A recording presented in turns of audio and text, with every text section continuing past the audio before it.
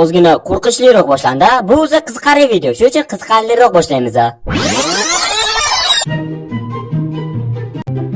Mahmudjon, Bugungi videomizda bu qo'q kallaka. Nega Minecraftda bor? Nega buning ismi Herobrine? Buni kim yaratgan? Bu qo'shtimning qizimi degan savollarga javob olamiz. Joylarga yaxshilab o'rnashib olib, bitishga narsalar olib olinglar. Men videoni boshladim.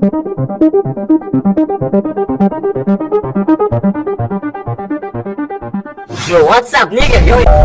Hello. WhatsApp oppoqlar. Bugun sizlar bilan mana bu erkak yoki ayolligini aniqlaymiz. Yoki bu aman, короче, bir boshdan boshlasak. Bundan bir necha yil oldin men tug'ilgan. Yo, adashib ketdim. Bu kal nima uchun bu yerda turibdi deysizmi? Agarda shu kal bo'lmaganda sizlar meni ko'rmagan bo'lardinglar. Aytgancha bu mening dadam emas. 1979-yil. Ko'rgan men bu yilni eslab o'tmadim. Aynan shu yilda mana shu kal tug'ilgan. Bu kal Notch nomi bilan Minecraftda mashhur bo'lgan inson. Bu kalning Minecraftdagi skini mana bu. Ko'rib turganingiz deb buni ko'plab bomish deb o'ylaydi. Ammo shu bomish Minecraftni yaratgan desam nima deysizlar? Yipsan shu gapingga. Kimni loq qilyapsan? Minecraftni meni pochcham yaratgan. Jimgina ko'r gijja. Qayerda to'xtagan edik? Aytgancha 1979-yil deganimda sizlar mana buni tushunmaysiz.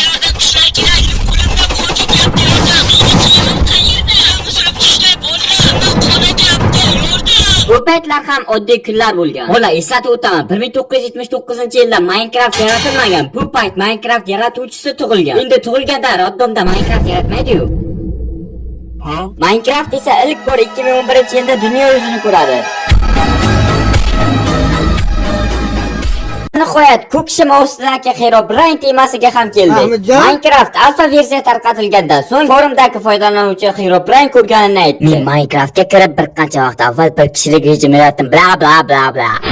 Korotchtak cho'zmasdan tushuntiraman. Men boshida sizlarga Minecraft 2011-yilda dunyo yuzini ko'rdi dedim. Lekin alfa versiya undan oldinroq chiqqan. What? Lekin axir Minecraft 2011-yilda chiqarilgan deding-ku deysizlarmi? O'sha payt noto'g'ri ma'lumot berganman. Hamma gapimga ishonurasizlarmi?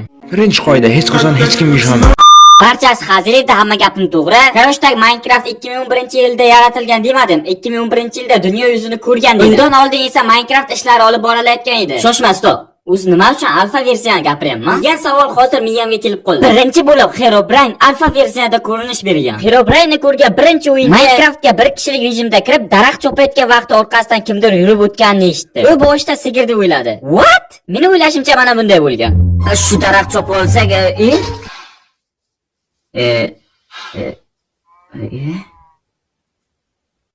sigir bo'lsa kerak.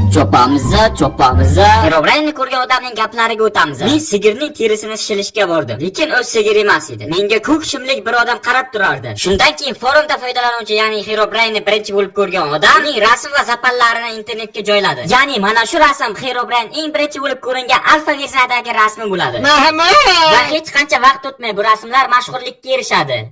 Va bu Herobrine'ni barcha o'yin yaratilayotgan payt qo'shishgan deb o'ylaydi. Lekin Notch buni tan olmaydi va buni hamma virus kabi ko'rib qoladi. Ya'ni Minecraft o'yiniga bu virus kabi qo'shilib qolgan. Aytgancha shu videomizga 5000 ta like bo'lsa, men Minecraftdagi boshqa sirli narsani tahlil qilaman. Va yana bir ma'lumotlarga qaraganda Notchning akasi ham, ukasi ham bo'lmagan. Xuddi hozir mening buvam yoshligida o'lib qolganday gap bo'lyapti. Bugungi videomiz shulardan iborat edi. Shu videomiz tufayli sizlarga ozgincha kayfiyat ulashmoqchi bo'ldim. Videoyimga like bosing, kanalimga obuna bo'lib qo'ying. Hammaga xayr, oppoqlar.